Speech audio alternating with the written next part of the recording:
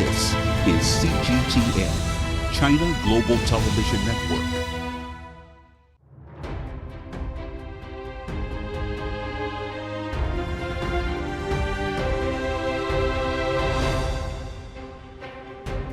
Hello, welcome to CGTN. This is a special coverage on the G20 summit in Bali, Indonesia. I'm Pandeng in Beijing. Leaders of the world's 20 largest economies begin their two-day summit on Tuesday. It's the largest gathering yet of this group of leaders since the pandemic began, with the theme Recover Together, Recover Stronger. The G20 hopes to generate more inclusiveness and cooperation among its members to sustain global recovery from the pandemic. Key issues on the agenda are global health architecture, digital transformation and energy transition. The group of 20 includes China, the US, Russia, Brazil, India and the European Union. Chinese President Xi Jinping is at a summit. It's his first overseas trip since the conclusion of the 20th National Congress of the Communist Party of China. Talks have concluded between Chinese President Xi Jinping and US President Joe Biden in Bali. Xi Jinping said both leaders need to find the right direction for the bilateral ties and elevate their relationship. The meeting is the first face-to-face gathering between top leaders of the two countries since the COVID pandemic started 3 years ago. It's also the first meeting between the two presidents since Joe Biden took office. It marks the first meeting between the top leaders. Nice to meet you. We last met during the World Economic Forum in Davos in 2017. It's been 5 years' time, but since you assumed office, we've kept our communication by video conferencing and telephone calls until today.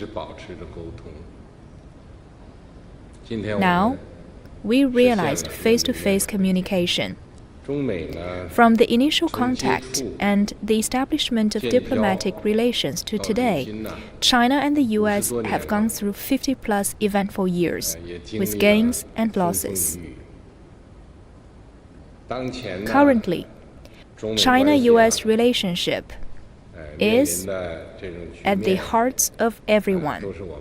The state of China-US relations is not in the fundamental interests of our two countries and peoples. It's not what the international community expects from us either. The world expects that China and the US will properly handle their relationship. Our meeting today has attracted the world's highest attention. We should work with all countries to bring more hope to world peace, greater confidence in global stability, and stronger impetus to common development. As always, I am ready to have a candid and in-depth exchange of views with you on issues of strategic importance in China-US relations and on major global and regional issues. I also look forward to working with you to bring China-US relations back to the track of healthy and stable growth, to the benefit of our two countries and the world as a whole. Well, President Xi, I'm really glad to be able to see you again in person. And I believe there's a little substitute, though, to face-to-face discussions. We share responsibility, in my view, to show that China and the United States can manage our differences, prevent competition from becoming anything ever near conflict, and to find ways to work together on urgent global issues that require our mutual cooperation. So, President Xi, I look forward to our continuing and ongoing open and honest dialogue we've always had, and I thank you for the opportunity. Now, for more on that, let's cross live to our correspondent Sakina Aluwalia in Bali. Sakina, as we just mentioned, this G20 summit is the largest gathering of world leaders since the start of the COVID pandemic. Give us a sense of the atmosphere at the very meeting venue right now. Well, yeah, it's a big moment for Indonesia leading the this year's G20, and it's a big day for all the leaders as well as they begin to discuss some of the world's most pressing issues right now. We can expect the leaders obviously to focus on post-pandemic recovery. On Sunday, President Joko Widodo officiated the launch of what is called the Pandemic Fund. This is a huge milestone because this would help developing countries get quick access to finances and vaccines. We learned from this pandemic very clearly that that was the biggest challenge for emerging economies like Indonesia, India, and Brazil. So with this pandemic fund, leaders are able to better deal with future pandemics. The World Bank says that at least 31 billion US dollars will be needed for the pandemic fund in total. And President Joko Widodo is very optimistic that the leaders will be able to reach that amount in the coming years. Now, Sukina, talking about that pandemic fund, we notice that one of the major items on the agenda this time is a global health architecture. So is this pandemic fund kind of an essence to it? Absolutely. So the leaders will be speaking about the global health architecture on day 2 of the meetings, which is on Tuesday. But we know that on day 1, the meetings will focus more on digital transformation. There will be 15 working sessions, and the leaders will also be speaking about food and energy security. So under food and energy security, the leaders are expected to speak about how to deal with rising inflation and increase in food and fuel prices. Within this compound itself, we can only get around using an electric bus. So that is part of G20's commitment to show the importance of transitioning into clean energy, you can say.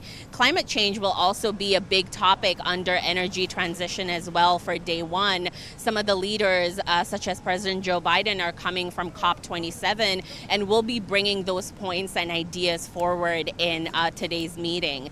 Digital transformation is a huge one as well. It'll focus more on how the G20 nations can take all the lessons that they learned during the COVID-19 pandemic and translate that into a successful digital ecosystem. Thank you very much, correspondent Sukina Aliwalia in Bali, Indonesia. Now, for more insights for all the events unfolding so far, we're joined in the studio by Professor Liu Baocheng and Professor Wang Yiwei. Thank you very much for joining us, gentlemen. How about we start with this important diplomatic occasion, that is the meeting between Chinese President Xi Jinping and US President Joe Biden. And actually, we've just got latest remarks from Chinese Foreign Minister Wang Yi talking about significance of this very meeting. He used the 3 firsts. The first meeting between heads of state of China and US in 3 years, and first meeting between the 2 leaders since Joe Biden took office, and the first meeting since China and the United States completed their respective important domestic agendas. So bearing that in mind, Professor Liu, what would you think is the most important outcome of this meeting? Well, I think it's more, again, recovery, which is very much in conformity with the theme. And so we are talking about pandemic recovery and with more vaccination. And now it's an injection of vaccination into the bilateral relationship, and hopefully there's going to be boosters to come, to follow.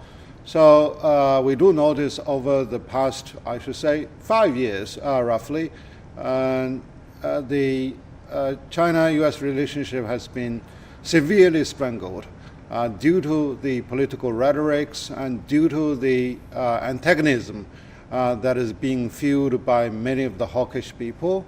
And now a face-to-face discussion is there to at least to place on the table what is really the true agenda, and what are the really common ground that we can seek to, and so to show that they are really responsible actors. So each of the leaders are really talking about democracy, talking about unity, solidarity, and justice, etc. And then, how they can really recognize the differences of history, of culture, and allow the different level and different modes of governments. So that's something that needs to be,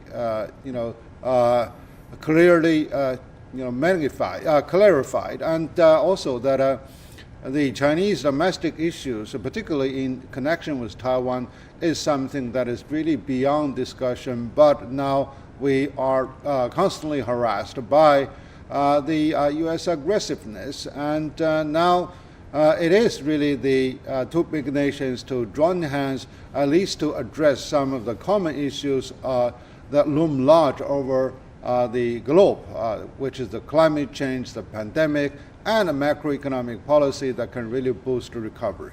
So talking about Taiwan issue, Professor Wang, what do you make of the U.S. remarks this time? I think it's very good for the U.S. side to reconfirm that one China policy. Even in the Chinese side, we say the one China principle, not support Taiwan independence, not support one China, one Taiwan. So that's very important. Of course, how to practice.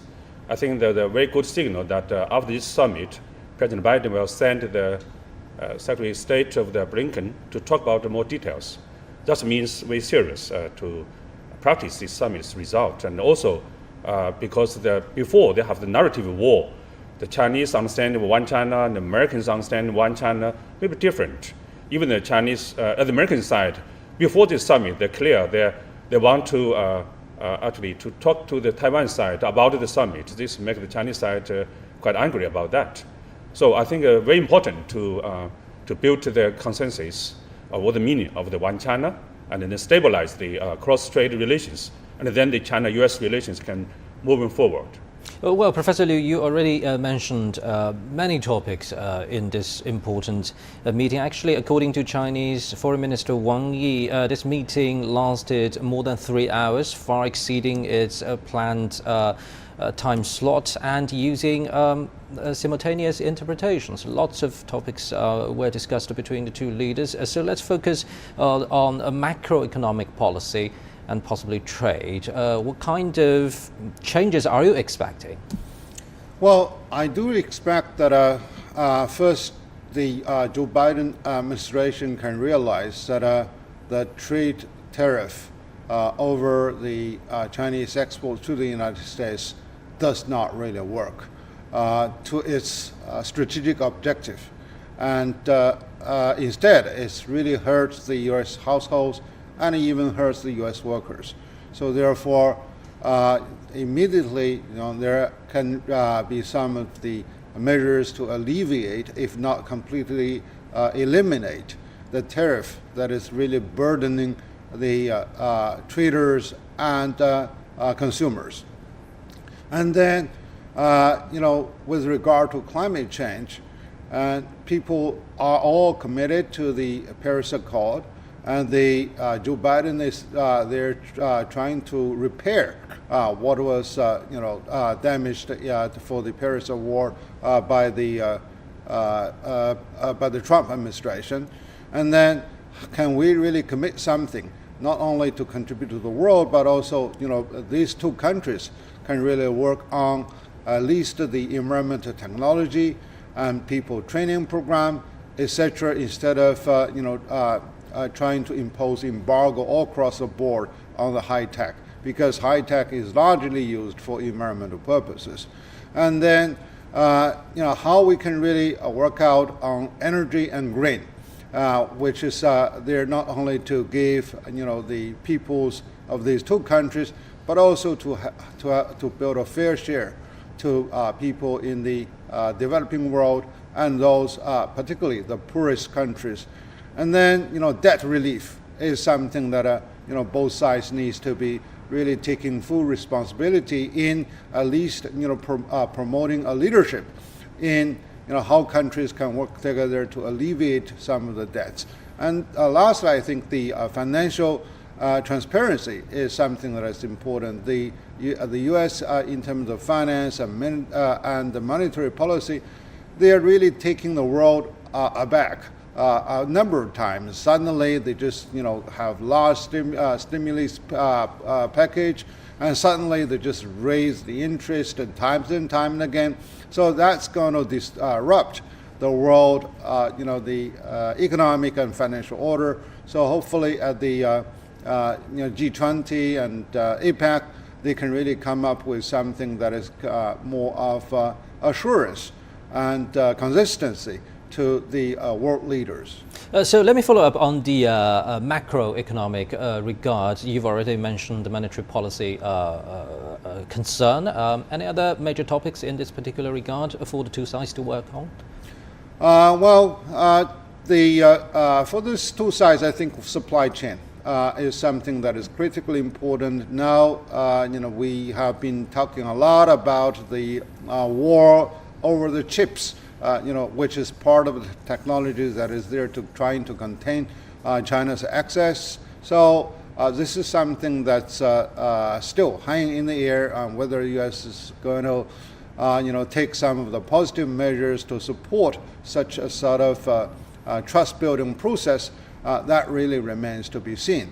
But then on the trade issue, as I said, okay, it is up to the United States, and particularly, for the USTR in specific, whether they really are there to come up with realistic measures to alleviate the tariff over the Chinese exports, and then infrastructure building, because Joe Biden has ambitious plans to reinvent the infrastructure at home, and also to contribute to infrastructure building in those developing countries, in which China has a strategic advantage. So can both sides really join hands?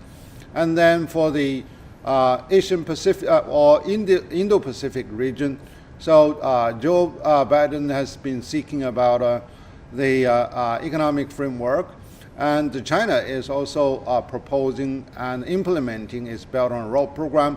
How can we really, find common ground to collaborate instead of, confrontation? So that's, these are all the very important issues, and also that on both homes, China is also under pressure of economic growth due to the COVID restriction and also due to the Chinese transition.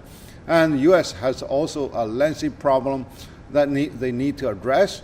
And then, how we can really, build at least a dialogue, if not a cooperation, in terms of macroeconomic policy, and that also remains to be seen. Candid talking is always good for bilateral ties. Right. So having said that, Professor Wang, I think it's fair to say that the United States has been building up a much more aggressive political rhetoric, as you just called it, against China in the past 5 years or even a little bit longer. So talking about that, President Xi Jinping said that the so-called democracy versus the authoritarianism is a pseudo issue, and he also mentioned that the United States upholds capitalism, China upholds socialism. Tell us more about the significance of these remarks. It's not just a traditional dispute about different political system ideology. It's most important for President Biden that we have the second summit for democracy. In the name of the democracy and autocracy, with this actually divided the world. Maybe even he claimed, reassured that there is no seeking the Cold War, not contain China, not to build the alliance against China's rise. But if you have the Democratic Summit, actually undermine the basically principles of the UN Charter, because we have one UN. The rule-based international order is UN-based. It's not on the basis of the democracy or the American set of the rules. I think that's very important. After the 20-party Congress, I think President Xi face-to-face to explaining to President Biden what's the meaning of democracy, the Chinese understanding, the American understanding, which adapt to your national conditions the best. It's not actually one democracy. I think that's very important. So having said that, do you think it's more of a question for the U.S. To match its words with its deeds? And are you confident in this regard in the near future from the U.S.? Well, of course, one meeting, one summit cannot solve all those problems. But one thing we can, I think, have more acceptation after the midterm election with the U.S. Now the President Biden have more space and more power and more will, I think, to deal with the maybe diplomacy issue and the relation with China. Before, actually, President Biden was very weak, even after the midterm election, people worry about if the Republicans control both Senate and the House of Representatives, they will launch the impeachment against President Biden. But now I think the situation is better than before.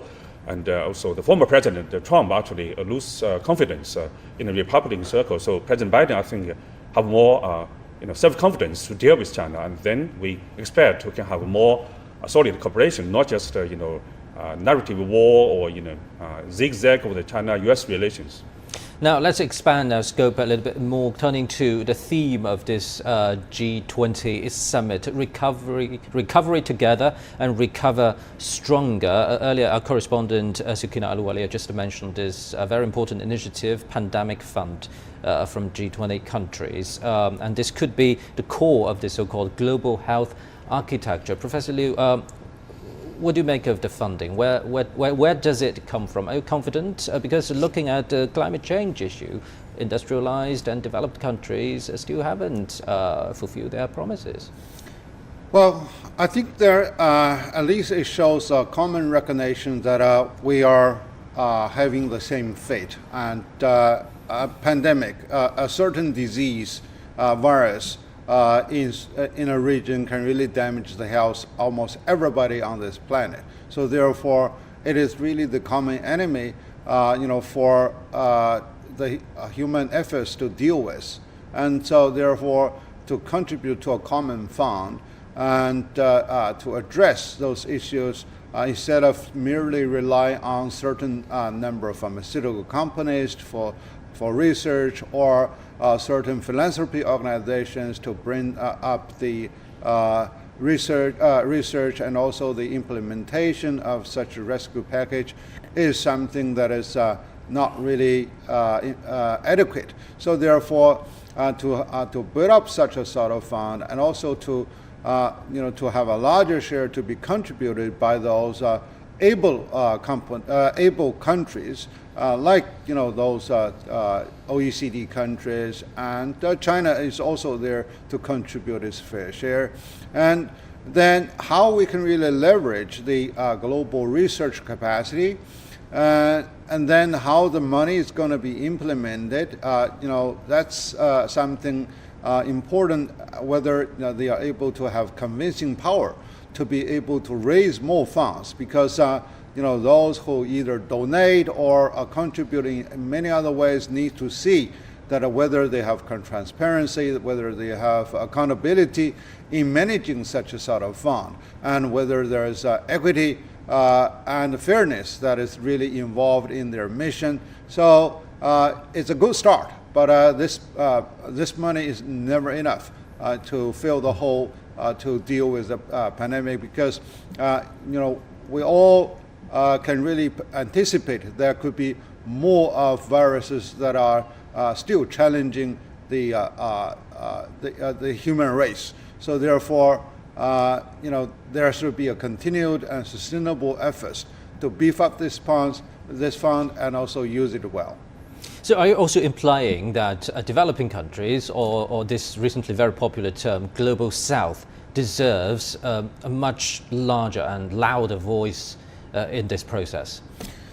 Yes, I think this, people talk about fairness, justice, and now the Global South is there that has been deprived not only through the colonization process, but also from the polarization process in terms of wealth and power. And you can see that, the developed world can really spend a lot more on their military expenditures than to give a smaller fraction of their money to support the humanity in terms of food, energy, and basic medicine.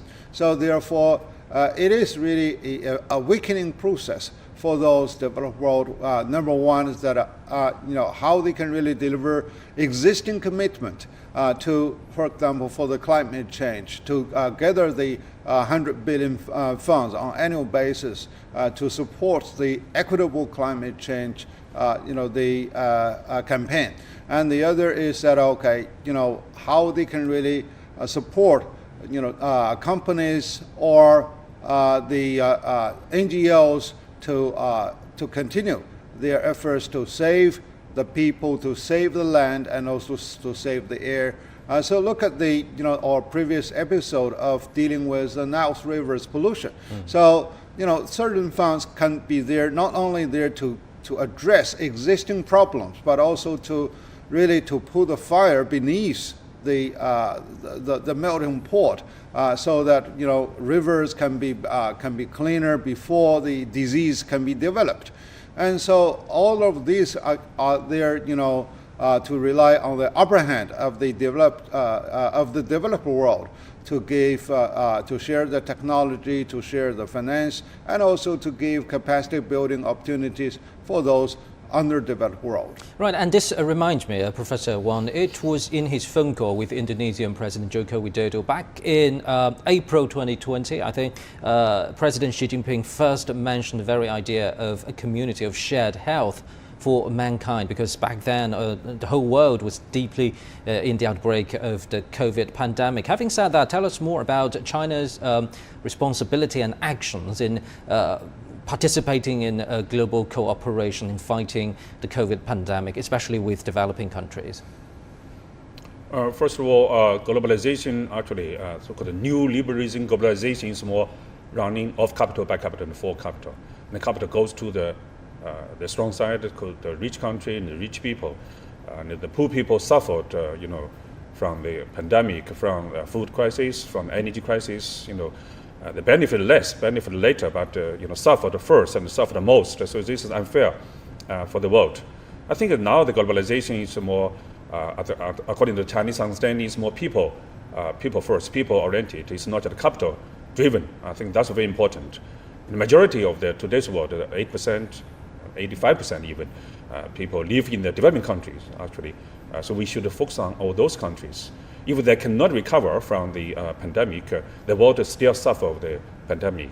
So that's the global recovery, even strong recovery. I think that first you should deal with that.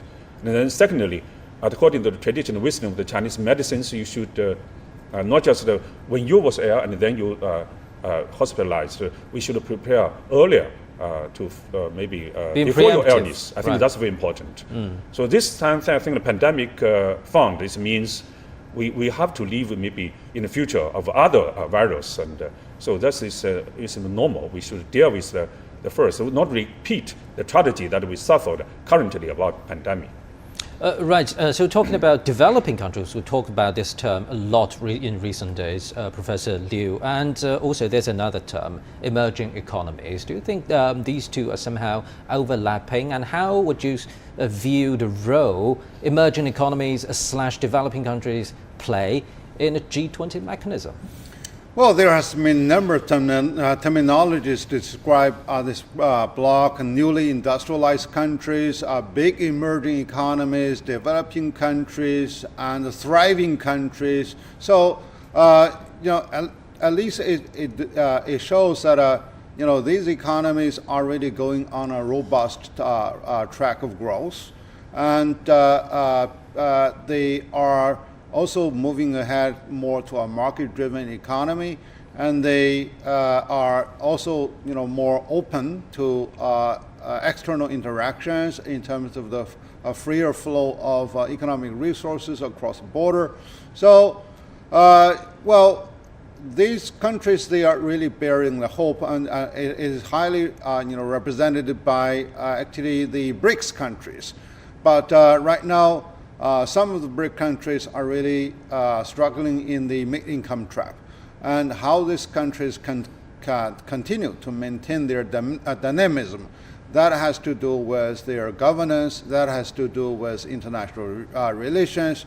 So China is really, particularly from the Party Congress, we do see that how to enhance the capacity and the system of governance, that becomes a very important part of the Chinese modernization in order to really how we can really jump over such a mid-income trap. And then those emerging economies, they also have a different type of international relations, particularly with the leading ones. So therefore, how they can really harness their relationship. I have to stop you right there, Professor Liu. And now let's cross live to the Indonesian island of Bali, where the G20 summit is about to officially start on Tuesday, and Indonesian President Joko Widodo is hosting a welcoming ceremony for the leaders of G20 members. And now Chinese President Xi Jinping is arriving at meeting venue of this year's G20 summit. You're watching live footage from the Indonesian island of Bali. Chinese President Xi Jinping is arriving at venue of this year's G20 summit. And Chinese President Xi Jinping arrived in Bali on a Monday afternoon at local time. And after his arrival, President Xi Jinping has met with US President Joe Biden ahead of Tuesday's G20 big gathering, as we just reported.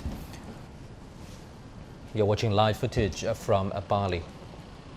Now, Chinese President Xi Jinping has arrived at the venue of this year's G20 summit. Indonesian President Joko Widodo is hosting a welcoming ceremony for all the leaders attending this year's gathering,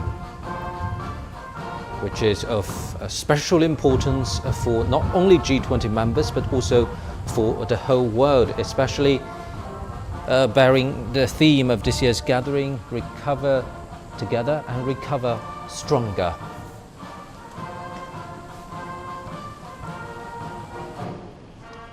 You're watching live footage from Bali. This is the venue of this year's G20 summit. Chinese President Xi Jinping has arrived.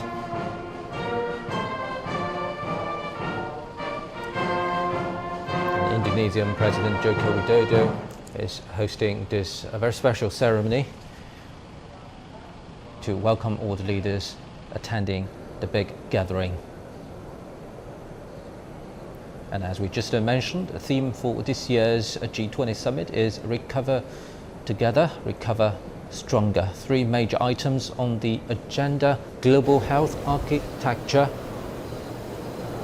energy transition and digital transformation. Chinese President Xi Jinping is entering the venue and is about to be officially welcomed by his Indonesian counterpart, Joko Widodo. You're watching live footage from Bali. This is Chinese President Xi Jinping's first overseas trip since the conclusion of the 20th National Congress of the CPC in October.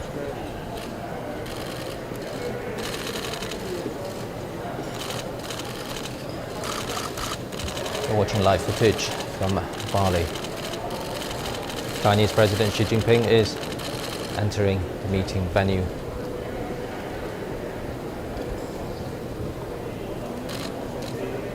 Indonesian President Joko Widodo is welcoming President Xi Jinping.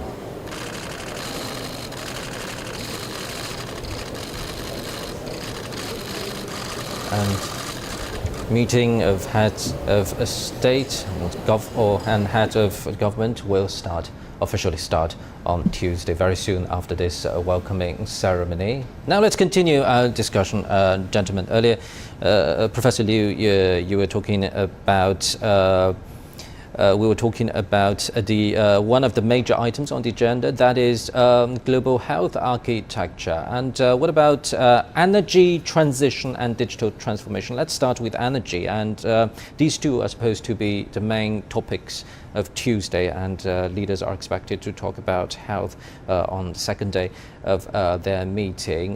We've already touched upon the supply chain crisis, as you just mentioned, but do you think it's kind of a contingency, or it's kind of a storm crisis that has been long in brewing? Well, first I noticed that the United States really have a high level of inconsistency between these two governments, between Trump and Biden administration, with a view to climate change. Trump said, well, this is just a spam. And, climate change is not really there to impact a good deal on the United States. That's not beyond the concern. So therefore, he decided to pull off from the Paris Accord. But Joe Biden is now trying to recover the confidence and also the consensus with regard to the importance of climate change, and he's trying to gather resources to get there. But there are a number of roadblocks that he needs to overcome and to address the balance between the fossil-based energy versus now the renewable energy. And China is now accusedly the largest emitter, but China had a good reason to do that, because China is really operating a factory to the world. And when the rest of the world are really throwing more of the heavy manufacturing into China, but we do see there has been quite a visible improvement, because one is that we are trying to reduce our reliance on the burning of coal, and also that China is now the biggest manufacturer of new energy vehicles, and China exports over 90% of actually its solar panels to the rest of the world. And Xi Jinping is also very tough on the environmental protection over China, and he is ready even to sacrifice some of the growth figures in its GDP in order to bring a harmonization between nature and also the industrial productivity. And actually in Beijing, we do notice the smog, we suffered several years ago, is gradually disappearing. So this is really the achievement. We are really shifting our gear from simply going for living standard measured by the financial figures now into the quality of life measured by a holistic figure in terms of health, in terms of the people's entitlement to a better life. So talking about this, Professor Wang, would you say this transitioning process would be particularly difficult for European countries due to the sudden disruption of energy supply structure to the continent? And what lessons can be learned from this European ordeal in terms of energy transition? Indeed, the European Union put with the slogan of the twin transition to digital to green. Particularly after the Ukraine crisis, actually the cheap oil and gas from Russia now cut off, and then even many European countries, including Germany, back to the coal traditional factory. So this is not good for the CO2 emission cut. So we need to jointly with China. Not just China is the biggest market, and also Professor Liu mentioned it's the innovation market, but also I think China's raw materials. For the new car, electronic car, and new energy, you need raw materials and also produce this, and also this costs money. So how to cooperate? That's the reason Chancellor Scholz 2 weeks ago visited China, followed with some like BMW and Volkswagen. They also, I think, seek the new digital vehicles market. I think China and European Union cooperation is very crucial towards that kind of sustainability of the world economy. Continue with this topic, Professor Liu. How difficult would this energy transitioning for developing countries, and especially for less developed countries? For example, some countries in Latin America, some countries in Africa. Well, we share this planet, but we also have to share the history of development. The industrialized world for the past 200 years, they contribute a far larger share to the emission of carbon dioxide to the planet. So therefore, it is within their legitimate responsibility to contribute more to support these developing countries to stand on their own feet, and also trying to reduce the carbon emission. And also, we need to respect the individual conditions of those developing countries. Right now, all developing countries are going for on one wheel, that's industrialization. On the second wheel, that's urbanization. which it really is a challenge to the environment. And then technology is the one that is really there to alleviate the severity for pollution. Because if you have the right technology to deal with the energy consumption, to deal with the building materials, and to deal with the drainage.